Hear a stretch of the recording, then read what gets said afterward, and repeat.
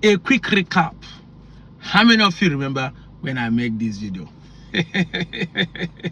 Watch it and I'll be back with you. There is no excuse why an eastern state, an Igbo region and its surrounding will not invest in their state. There's no excuse. Say our government will not allow us to do this. Government, no. There are very opportunities made present by the law for us to invest back home. And from day one, I've been preaching for Akuluno initiative. Akuluna Malonye Batalia. It's high time we leave Lagos, Abuja, Kano, and go invest in our home.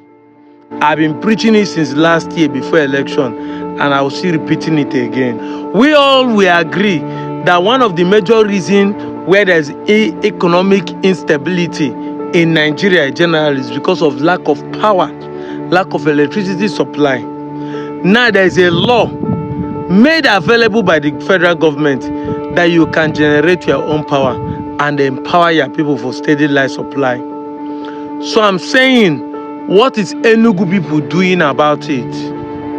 There's a coal in Enugu wasting. Nobody's mining it for a very long time in 9 Mile. Enugu people, why can't you build a power plant to use coal and supply it that will last more than 100 years? There is no excuse. Anambra people, there is a hydropower generating plant in Oji River. Don't give me an excuse. I'm giving you facts and figures. Yes.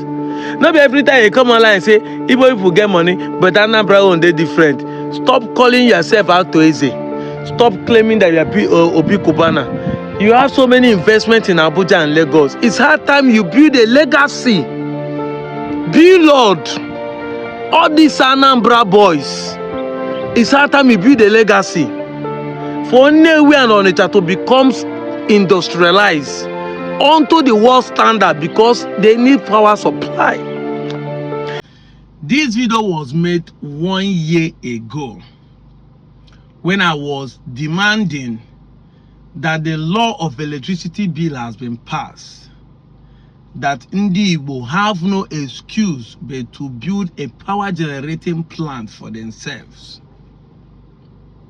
I said it, that Ndi Igbo have no excuse to build and develop their place. I keep saying it. Election is coming. What are the Anambrans doing to make sure they vote the right person? You know, they will come and tell you election in Nigeria is being rigged. Election in Nigeria is this thing. The question I have for you this morning is this. Are you saying that Abia State governor is rigged into power? You are not asking the right question. That is where the problem starts. See, your excuses is the reason why we are poor.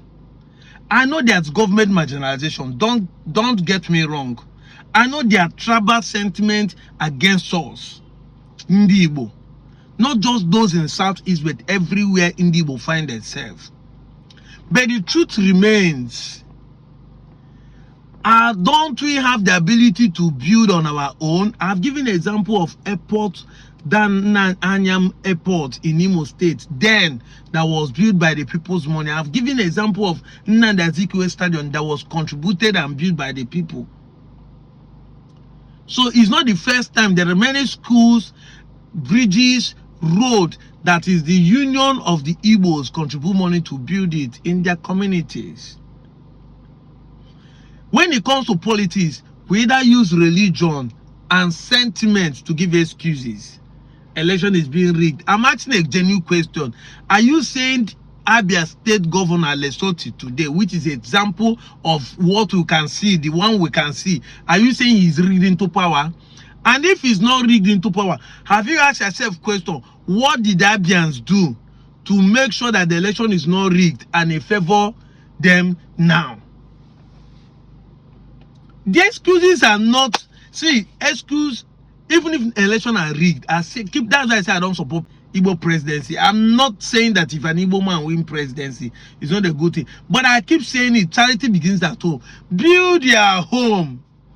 If you build your home, nobody, Sabina, Tinubu build Lagos, they take a campaign. That is it. If you like, hit your hell on the wall. We know that Igbos contribute to the economy of Lagos majorly due to the seaport and everything. But they are using Tinubu Build Lagos to campaign. Build their home, you can use it to campaign. But you have to vote the right person. You have to. Now that Abia has the right person, they cannot generate power for themselves. Anambra people are calling again. That's what I'm saying there. How many of the rich men in Anambra are trying to influence or make a decision of who will be their governors? Investment of the power generation. Once you have power, forget about seaports. People will automatically relocate here to build. There are countries that are not close to the sea, but they are manufacturing. They are building. Let's assume we are landlocked. Yes, let's assume we are landlocked. Let's assume we are landlocked. If you have steady power here to manufacture in Nigeria, we will build it. The law has been passed. Stop giving excuse. If they do not allow you build seaport, did they still stop you to build a power generating plant? There is coal, there is water, there is gas. There is gas enough in abundance. Both Anambra, both Imo has gas. We are oil producing region. There is in Delta. What are they doing? Because when we are talking this now, I still talk about my own place. This is the reason why I'm fighting for us to have an animal, because when we have an animal, I will push a narrative. I will push a narrative. I will put pressure on the government of the day to make sure they build something for us. We can't continue living like this and be pointing finger to people. We must take responsibility of our irresponsible actions. Going to pray on the day of the election is the reason why you are poor. This is the reason why insecurity battle in your state. If you think there's insecurity in Anambra, you are the problem. You have been praying for years. Has it saved you? It's high time you vote the right person in power. Let it be security. Today, Abia is in Southeast. Is Abia people complain of kidnapping? Are they complaining of insecurity? Because the right man is in power. This is an example for you to know. Can't be shouting at Willow. This is why I'm praising Hope Uzodinma. Yes, many of us, me personally, I do not support him. I've said a lot of things. Onye men justice Guyana chokome. Onye men university tia kana azu no melife demma. Onye achijide koji no ya melife demma.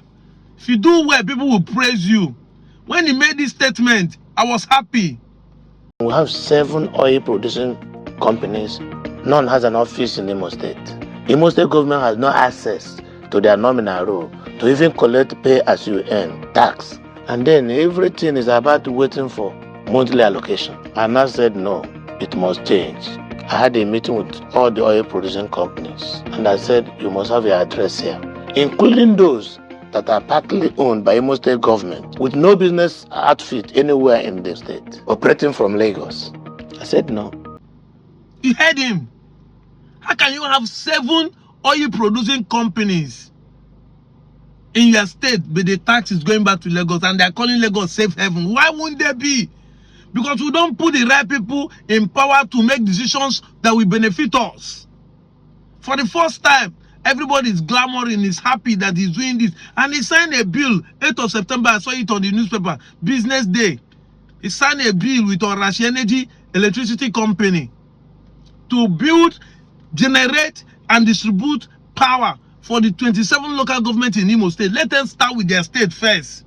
If the light, they Imo, and Owerri as the home of hospitality, people will rush down to invest. This is what we are talking about.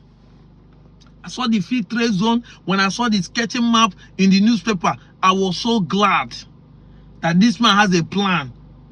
Whether it will take longer years for it to come to pass, but he has laid a foundation. He started making moves.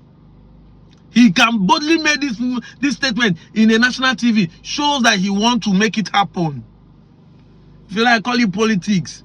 But we have to support people who are doing the right thing for us. So if you are complaining of Soludo or you are complaining for anybody, it is your duty to do the right thing. Ebonyi State, what are people doing? What is the present governor doing? How many Ebonyi people are speaking? It's not for you to come online and be saying Anambra people does not accept us as Igbo. Anambra people does not. What have you done, the Ebonyi people, to put pressure on your government to do the right thing? That is where the question starts from. Charity begins at home. We can't constantly be blaming people. Yes, I am the one who make video every day talking about how we have been marginalized, how Yoruba are talking against us, but we have to also do something to build our economy. Igbo has the manpower, has the population, has the brain, has the money to fund it. So why are we giving excuse? Why are we giving excuse? If the government are saying no, you play the politics, you come publicly and show proof why government, so that people will know what is going on, not a speculation. And the 21st century need information. No relationship works without communication. If you want us to believe you, communicate. And all hands must be on deck. Social media handles, people that are on comment section have to be up and doing, not watching BBL and arguing about all these things. This is why I fall in love with Ndidi Asobia, who is here making statements, trying to establish the fact that Igbo-centric and Igbo nation must be built around Igbos. This is the mission of Ndidi Asobia, which I belong to. And we have to make it work. Go, pause and read the old things that I post about Uzodinma signing the memorandum for the free trade zone in Orashi. This is welcome development. We have to build our place. When you build it, people have no right to embrace you. Success no get enemy. Poverty is no fun. Poverty is an orphan. Even the Bible tells you that the rich man makes many friends, but the poor man stays on his own alone. That is the truth about nature. That is life for you. Once you start making people start calling you Alpha, and I see you on TV, Alpha, now you don't forget me. That's what it be. Make it happen. We know that what we call development now is that you are building houses individually, no, collectively. Now is what I'm talking about. I talk about media. I talk about hospitals. Build a world-class hospital. Build a world-class media. That is it. Investment must not be until you start shouting that government do not give us seaport. I said it time and time. If Igbo man excuses that of seaport, meaning that it's only importation and exportation you call investment, we have not overgrown. We have not grown the 1970s, 80s. By now, this is not what Oliver the Cook are singing before. The importer and exporter. That is the old school. We should grow into manufacturing. We should grow into manufacturing, and the raw materials are not going. Some of the raw materials are not coming from overseas. All you need is machines. If you bring the machine once, it's done. Then you start sourcing your raw materials from the locals and build. It is when you want to export, you will not be talking of seaport. And it's good that the seaport is not closed up, so that when you put money in your exportation, it will be high. And those things, if they demand it in the other parts of Nigeria, they will pay high price. You make more money. They don't punish you now.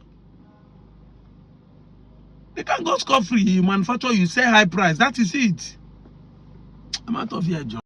Our power plant in Ibema, which is 278 megawatts, the upcoming fertilizer plant, the methanol plant, the petrochemicals, and the LNG in the Orashi Energy Special Zone. We have a company called Watersmith. They are going to take 30 million score from there. Watersmith is also doing 75 megawatts of power, and they have their own industrial park. We have about 75 companies have indicated interest that they'll take up spaces there. Now we are bringing other industries to come here in the oil and gas industry, in the agriculture sector, education, food security. Like I just mentioned, Bureau Veritas will be here. They are building one of the biggest laboratories, financed by a Freezing Bank in Africa, for testing hydrocarbon. Because of the abundant natural gas resources in Imo State, you have Axela, who are trying to do CNG. You have Nigerian Gas Marketing Company. They've acquired their land. They will start construction of mother station for CNG. You have Hamakan. You have Greenville.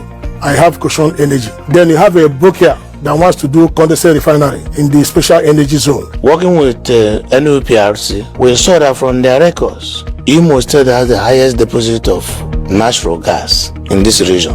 That means that if Imo were to be a country, Imo should be about the 16th largest gas producing nation in the world, at the same level with countries like Kazakhstan, Canada, or Egypt.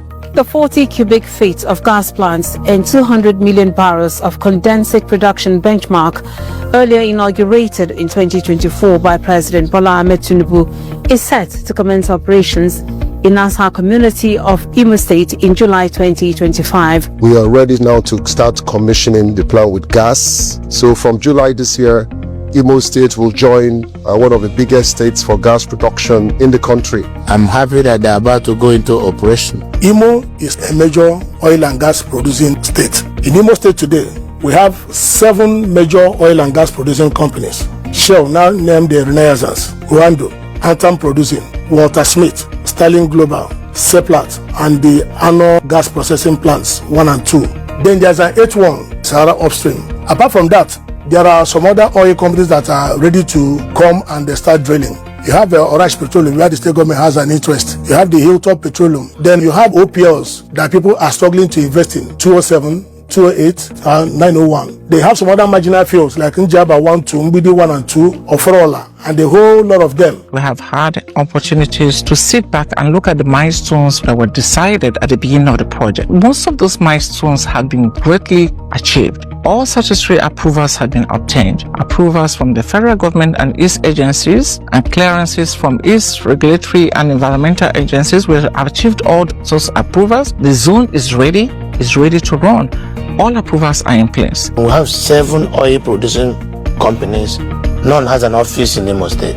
Imo State government has no access to their nominal role to even collect pay as you earn tax. And then everything is about waiting for monthly allocation. And I said no, it must change. I had a meeting with all the oil producing companies and I said you must have your address here, including those that are partly owned by Imo State government with no business outfit anywhere in the state, operating from Lagos. I said no, we must build an economy here. At the end of the day, they gave me reasons. Insecurity, we brought security. Accommodation where to stay, no 5-star hotel. I said we put. Marriott is managing Protea. By the time Marriott will finish, I have signed an agreement with Hilton International. The work in the Concord Hotel, old Concord Hotel built by Mbakwe, the upgrade to a 5-star hotel is 75% complete. We'll commission this year. And I said, if you want my cooperation to protect your facilities, it must be a relationship that is based on reciprocity, where the indigenous will benefit, the government will benefit, and you will benefit. We give you the enabling environment to operate, but we must get value from it. And how do we do that? We cannot be source of raw materials alone. You have to process the raw materials in Imo State. That way you will be creating jobs, and they all agree. Before now, there were no records of production activities. People didn't know where our wells were. Uzodinma came. The first thing he did was to recover a lot of wells from Imo State in the Acre and Mbede fields. Now, the governor gave us a mandate. I won't believe it. Today, we have a comprehensive data of all oil wells in Imo State, oil facilities in Imo State, gas pipeline, their traverse routes, producing wells, non-producing wells, shut-in wells, wells that have been re-entered. If you look at some publication, they will tell you Imo State has only 163 wells. It's a very big lie. We have over 200 producing wells. We have more than 76 shut-in wells. And some of them, there are plans, to re-enter some of them. And we have more than 20 proposed wells. This gas revolution, executed by the Nigerian National Petroleum Company Limited and partners, started in 2019.